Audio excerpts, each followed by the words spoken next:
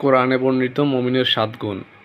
পবিত্র কোরআনের সূরা মুমিনুনের ১ থেকে ৯ নম্বর আয়াতে ৭টি গুণের অধিকারী মুমিনদের সফল বলা হয়েছে। তাদের জান্নাতুল ফেরদৌসের উত্তরাধিকারী আখ্যা দেওয়া হয়েছে। চলুন আমরা জেনে নিই এই ৭টি গুণ কী। ১ নাম্বার হচ্ছে একাগ্রচিত্তে নামাজ আদায় করা। নামাজে খুশু তথা বিনয় নম্রতা অবলম্বন করা। নামাজের মধ্যে আল্লাহ ছাড়া অন্য কোনো কিছুর কল্পনা অন্তরে স্থান না দেওয়া এবং অঙ্গ প্রত্যঙ্গ স্থির রাখা। ২ নাম্বার হচ্ছে অনর্থক কথা এবং কাজ পরিহার করা। অনর্থক কথা যাতে ধর্মীয় কোনো উপকার নেই বরং ক্ষতি তা পরিহার করা। ৩ নাম্বার হচ্ছে স্বাচ্ছন্দ্যের জাকাত আদায় করা। ৪ নাম্বার হচ্ছে যৌবনের হেফাজত করা। ৫ নাম্বার হচ্ছে আমানত ফিরিয়ে দেওয়া।